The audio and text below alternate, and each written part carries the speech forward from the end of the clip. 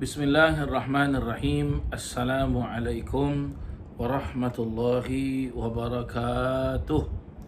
Alhamdulillah wassalatu wassalamu ala sayyidina Rasulillah Muhammad ibn Abdullah sallallahu alaihi wasallam wa ala alihi wa sahbihi mawala wa la hawla wa la quwwata illa billahil aliyyil azim. Nawaitu ta'alluma wa ta'lim wa tadhakkura wa tadhkir والنفع والانتفاع والإفادة والاستفادة والحث على التمسك بكتاب الله وسنة رسول الله صلى الله عليه وسلم ودعاء إلى الهدى والدلالة على الخير ابتغاء وجه الله وقربه وثوابه. اللهم ارزقنا يا ربي فهم النبيين وحفظ المرسلين وإلهام الملائكة المقربين برحمتك يا أرحم الراحمين والحمد لله رب العالمين. Muslimin dan muslimat, hadirin dan hadirat yang dirahmati Allah Subhanahu wa taala. Alhamdulillah, pada kesempatan kali ini dapat kita berjumpa sekali lagi ya pada babak yang kelima lah ya. Saya rasa pada part 5 insya-Allah dalam kita membahas tajuk yang diperjelaskan niat baik dan ikhlas di dalam kitab Nasaihud Diniyah wal Wasaya Imaniyah lil Imam Al-Qutub Al-Habib Abdullah bin Alawi bin Muhammad Al-Haddad. Maka kita akan teruskan insya-Allah ya. Baginda Nabi Muhammad sallallahu alaihi wasallam bersabda, "Man akhlasa lillahi arba'ina yawman azharallahu yanabi'al hikmati min qalbihi ala lisanih." Barang siapa yang berikhlas kepada Allah selama 40 hari, niscaya Allah akan menimbulkan tanda-tanda kebijaksanaan dari hatinya kepada lidahnya. Apa maksud daripada hadis ini para jemaah sekalian?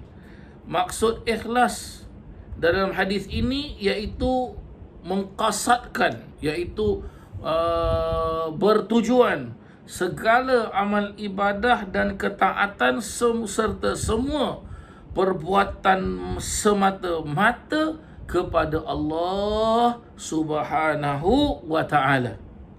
Ditujukan kepadanya untuk mendekatkan diri dan memperoleh keredaan, bukan kerana tujuan-tujuan yang lain seperti mengerjakan ketaatan kerana berpura-pura, menunjuk-nunjuk kepada orang ramai, mengharap orang memuji-muji ataupun tamak untuk mendapat sesuatu pemberian.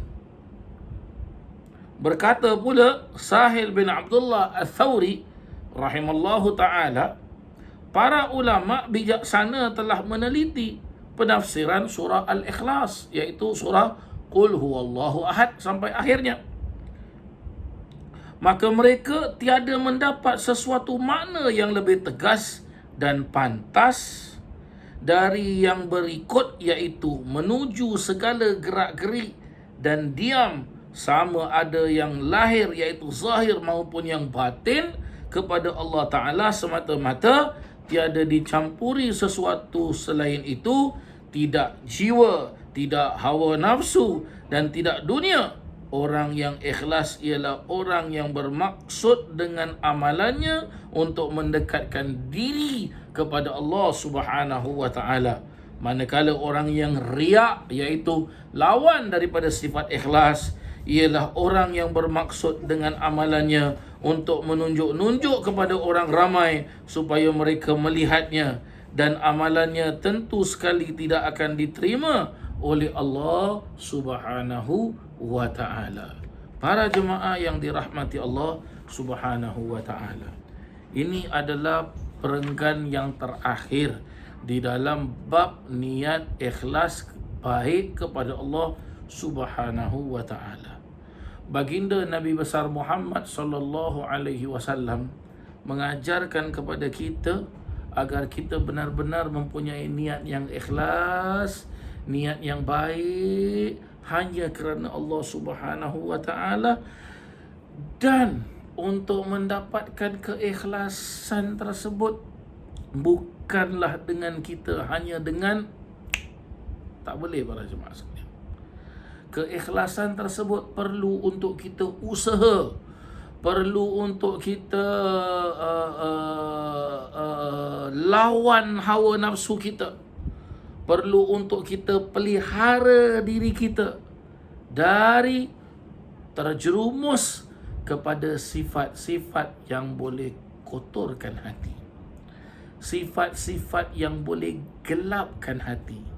Dan apabila kotor, gelap hati kita, maka akhirnya apa jadi para jemaah sekalian? Solat pun tak berlaksanakan, zikir pun tak mau, baca istighfar pun tak mau, baca Al-Quran pun tak mau, baca selawat pun tak mau. Senang cakap, nak buat amalan-amalan yang mana ia akan dapat membawa kita ke syurga, berat. Terima nasihat pun tak boleh terima, pergi masjid pun tak nak, ya. Ikut majlis-majlis ilmu pun tak nak, majlis-majlis taklim pun tak nak, kuliah-kuliah pun tak nak ikut. Akhirnya bagaimana? Sudah gelap hatinya, sudah rosak jiwanya, asyik dan nikmat dengan hawa nafsunya yang ia beranggapan bahawasanya ia tidak akan mati dan ia akan kekal hidup selama-lamanya. Dia akan muda, dia tak akan sakit, dia akan sihat sahaja. Ini ada tak manusia seperti ini para jemaah sekalian? Ada ke tidak? Ada. Kalau awak tanya saya jawab ada. Kenapa saya jawab ada para jemaah sekalian? Di dalam tafsir berkata Imam As-Suyuti rahimallahu taala dalam tafsir Jalalain, ya, dan berkata Imam Al-Mahalli, iaitu Imam Jalaluddin As-Suyuti dan Imam Jalaluddin Al-Mahalli, berkenaan tentang seorang manusia yang diutuskan Nabi Musa kepadanya, iaitu Fir'aun. Fir'aun para jemaah sekalian. Fir'aun ini dari dia dilahirkan oleh ibunya, dari kecil sampai dia mati, dibinasakan oleh Allah Subhanahu wa taala, tidak ada satu sakit pun. Gara-gara dia tidak ada satu sakit, maka dia beranggapan diri dia apa? Aku ni orang paling baik, dan aku orang paling besar, dan aku orang paling berkuasa, dan aku paling semuanya number one. Akhirnya apa? Wal'iyadzubillah min dhalik. Dia anggap diri dia Tuhan. Sampai sesiapa saja kalau datang untuk bertemu dengan dia, bagaimana? Dia akan hulurkan kakinya, sujud kepada aku. Pernah juga di zaman baginda Nabi SAW, ada seseorang itu datang kepada Rasulullah dan jelaskan, ya Rasulullah, aku ingin sekali, ya, menikahkan anak aku dengan engkau. Anak aku baik ya Rasulullah.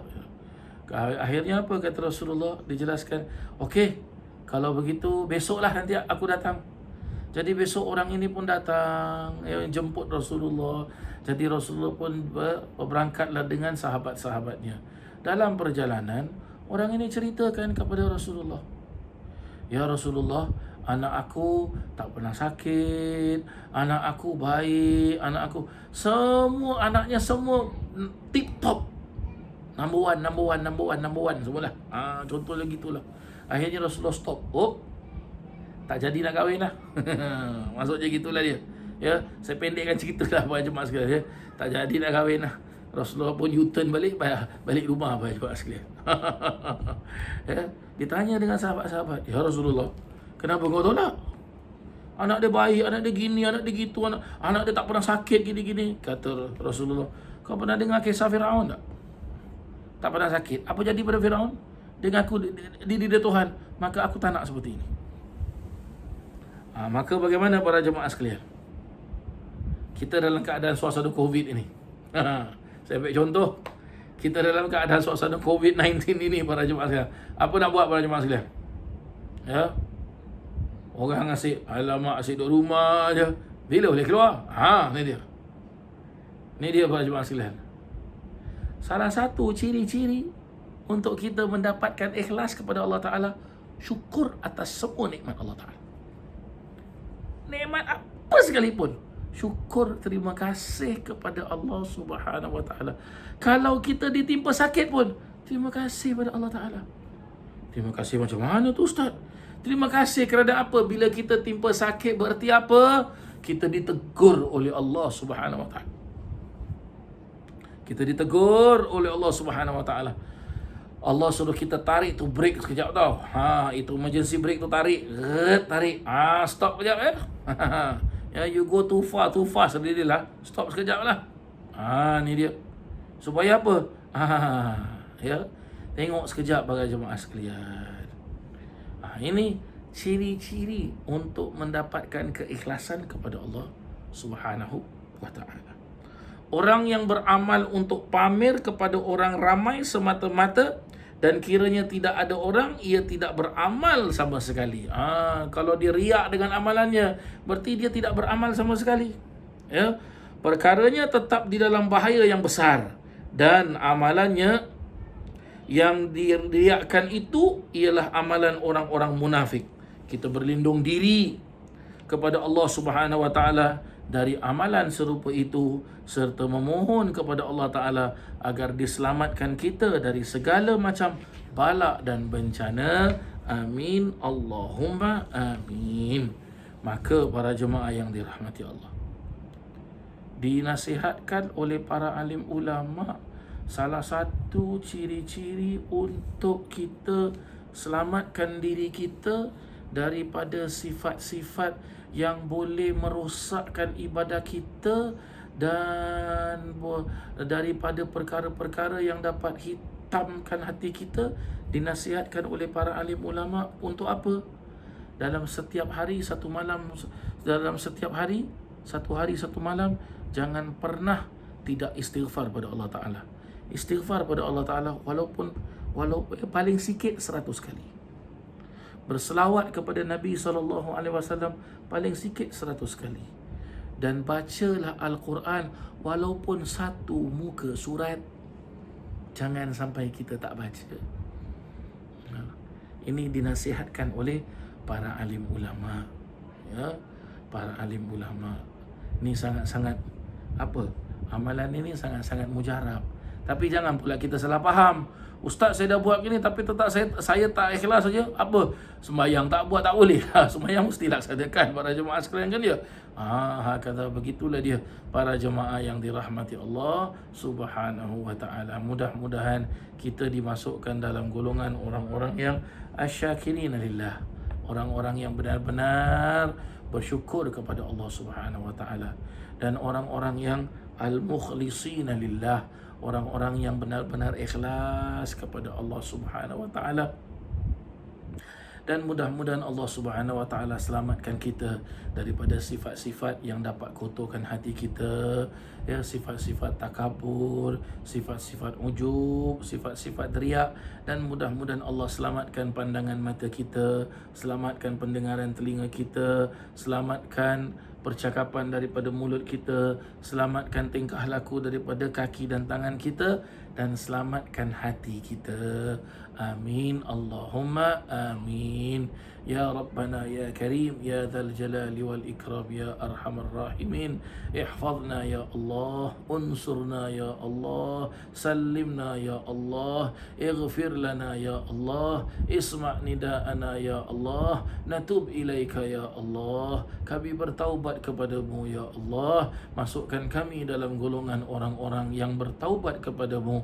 Masukkan kami dalam golongan orang-orang yang beristighfar kepadamu. Masukkan kami dalam golongan orang-orang yang dikurniakan nikmat ikhlas beribadah kepadamu ya Allah. Rabbana atina fid dunya hasanah wa fil akhirati hasanah wa qina adzabannar. Wa sallallahu ala sayyidina Muhammadin wa ala alihi wa sahbihi wa sallam. Walhamdulillahi rabbil alamin. Wassalamu alaikum warahmatullahi wabarakatuh. الله